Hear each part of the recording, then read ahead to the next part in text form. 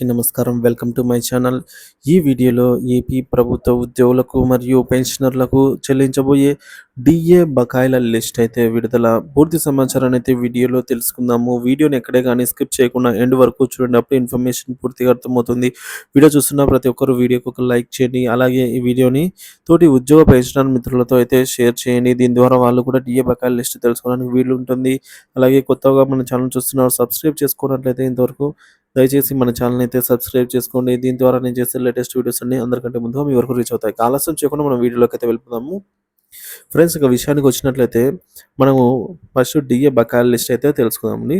So మొదటగా మనకు July 1, 2018కి సంబంధించినటువంటి డిఏ బకాయిలు అయితే ఉన్నాయండి. దాదాపుగా 30 నెలలకు సంబంధించి బకాయిలు అయితే పెండింగ్లో ఉన్నాయన్నమాట. సో ఎప్పటి నుంచి ఎప్పటి వరకు అంటే ఇవి మనకు జూలై 2018 నుంచి మొదలుకొని డిసెంబర్ 2020 వరకు, సో 2020 వరకు ఈ 18 నెలలకు సంబంధించినటువంటి డిఏ బకాయిలు అయితే ప్రభుత్వం పెండింగ్లో పెట్టేసింది.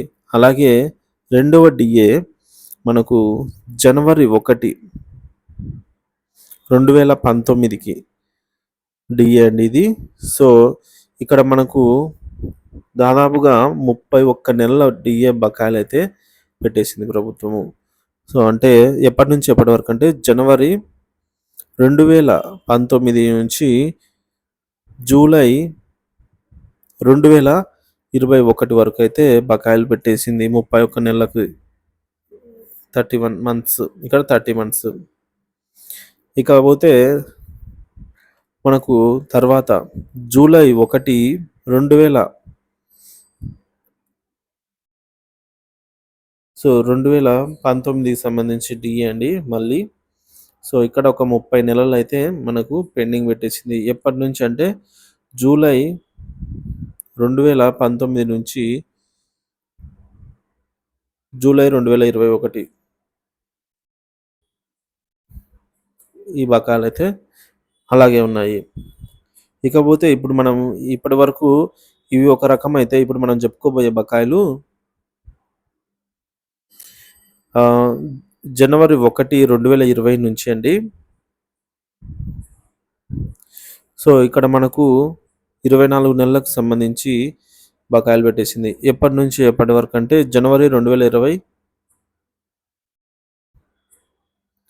సో జనవరి 2020 నుంచి మనకు డిసెంబర్ 2021.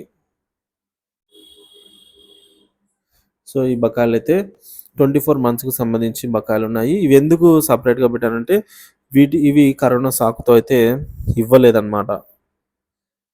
సో తర్వాతది మనకు జూలై 1, 2020 సంబంధించిన బకాయిలు ఇవి 18 నెలలు ఉంటాయండి. సో ఎప్పటి నుంచి ఎప్పటి వరకు అంటే జూలై 2020, సో 2020 నుంచి మనకి ఇవి డిసెంబర్ 2021. సో అలాగే మనకు తర్వాత జనవరి 2021 బకాయిలు అండి. ఇవి ఒక 12 నెలలకు సంబంధించిన బకాయిలు అన్నమాట. సో ఇవి వచ్చేసి జనవరి 2021 నుంచి మనకు డిసెంబర్ 2021 వరకు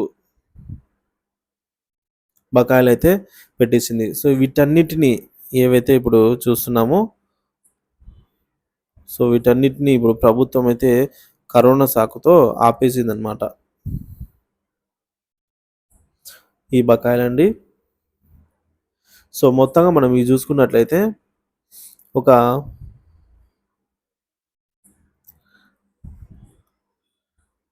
14,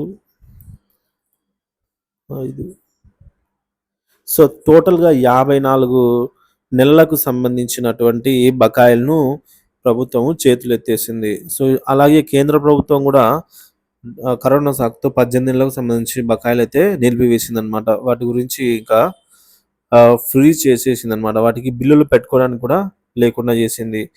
సో తర్వాత బకాయిలు మనం చూసుకున్నట్లయితే జూలై 2021 బకాయిలండి ఇవి. ఇవి వచ్చేసి మనకు 6 నెలలు బకాయిలు. ఎప్పటి నుంచి అంటే జూలై 2021 నుంచి మనకు ఇవి డిసెంబర్ 2021 ఈ బకాయిలు అనమాట. తర్వాత జనవరి 1, 2022 ఇవి ఒక మనకు 18 నెలలకు సంబంధించి బకాయిలైతే పెండింగ్‌లో ఉన్నాయన్నమాట. సో ఇవి మనకు జనవరి 2021 నుంచి జూలై 2021 వరకు. సారీ ఫ్రెండ్స్, ఇవి జనవరి 2022 నుంచి మనకు జూలై 2023 వరకు. అలాగే మనకు తర్వాత డిఏ జూలై 1, 2022 ఇవి ఒక 16 నెలలకు సంబంధించినటువంటి బకాయిలు. ఎప్పటి నుంచి అంటే జూలై 2022 నుంచి అక్టోబర్ 2023 వరకు.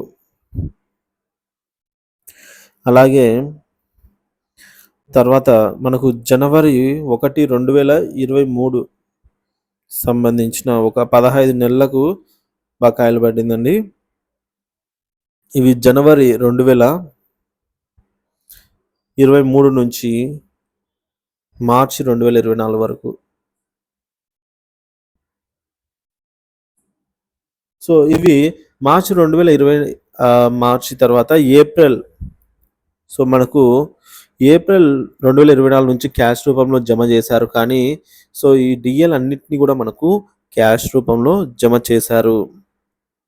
కానీ బకాయిలు అయితే చెల్లించాల్సి ఉందండి. సో ఇవన్నీ క్యాష్ రూపంలో అయితే మనకు డిసెంబర్ తర్వాత జనవరి 2022 నుంచి ఈ బకాయిలకు దీనికి సంబంధించి ఈ డిఏకి సంబంధించినటువంటి క్యాష్ రూపంలో ఇచ్చారు. సో ఇవన్నీ క్యాష్ రూపంలో అయితే ఇవ్వడం జరిగింది. కానీ మనకు వీటికి సంబంధించిన బకాయిలు అయితే ప్రభుత్వం చెల్లించాల్సి అయితే ఉందన్నమాట. సో ఇక మనకు రీసెంట్గా జూలై 2023 డిఏ బకాయిలండి. ఇవి ఒక 12 నెలలకు సంబంధించినవి. సో ఇవి మనకు జూలై 2023 నుంచి జూన్ 2024 వరకు ఇవైతే బకాయిలండి. సో టోటల్గా మనం చూసుకున్నట్లయితే 200 నెలలకు సంబంధించి బకాయిలు అనమాట. సో ఇందులో కరోనా సాకుతో 54 నెలలకు సంబంధించి బకాయిలు అయితే మాఫీ చేశారు. ఇక మిగిలిన 146 నెలలకు సంబంధించిన బకాయిలు ఒక్కొక్క ఉద్యోగికి ఎంత లేదన్నా కూడా 2 లక్షల నుంచి 4 లక్షల మధ్యలో, లేదంటే కొంతమందికి 8 లక్షల వరకు కూడా బకాయిలు అయితే ఉన్నాయండి. సో వీటిలో మనకు బిల్లులు ఇంకా ఈ మొదటి 3 డిఎల్కి సంబంధించి బిల్లులు అయితే ఎనేబుల్ చేయాల్సి అయితే ఉందండి. 30 నెలలు, 31 నెలలు సంబంధించి బిల్లులు అయితే ఎనేబుల్ చేయాలి. సో వీటిని అయితే బిల్లులు ఫ్రీజ్ చేసేసారనమాట. సో వీటిని బిల్లులు ఓపెన్ అయితే కాకుండా చేసేసారు. సో వీటికి సంబంధించి బిల్లులు కూడా మనకైతే ఇంకా ఓపెన్ కాలేదు. సో ఈ సెప్టెంబర్ నెలకు సంబంధించి మనకు ఇందులో కొన్ని నెలలకు సంబంధించిన డిఏ బకాయిలకు బిల్లులు పెట్టుకునేదానికి అవకాశం అయితే ఉందండి.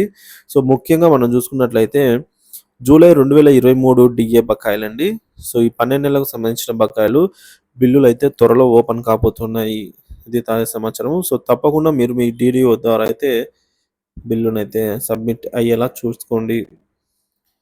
సో దీనికి సంబంధించినటువంటి ఫస్ట్ ఇన్స్టాల్మెంట్ కూడా మనకు సెప్టెంబర్ 1వ తేదీ నుంచి అయితే సెప్టెంబర్ నెలలో అయితే రావాల్సి అయితే ఉందండి.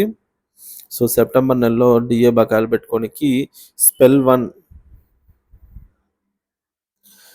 వారి బేసిక్ని బట్టి 3.64% అయితే బకాయిలు రానున్నాయి. 12 నెలలకు సంబంధించిన 3 సమాన వాయిదాలు అంటే 3.64 × 4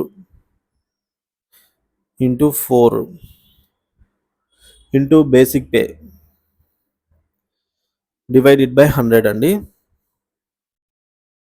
సారీ ఫ్రెండ్స్, ఇంకా 100 ఏం లేదు. సో ప్రతి ఒక్కరికి కూడా ఇది పర్సెంటేజ్ అండి ఇక్కడ.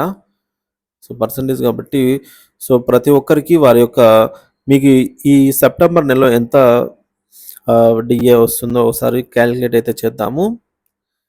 So basic pay into 3.64 divided by 100 into 4 times అన్నమాట.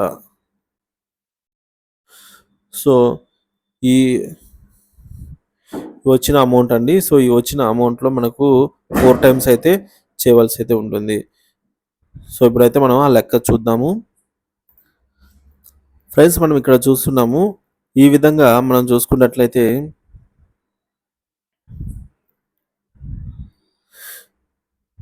సో బేసిక్ పే 22,565 రూపాయలు ఉన్న వారికి ఫస్ట్ ఇన్స్టాల్మెంట్కి సంబంధించి సెప్టెంబర్లో రావాల్సిన అమౌంట్ 3,285 రూపాయలండి.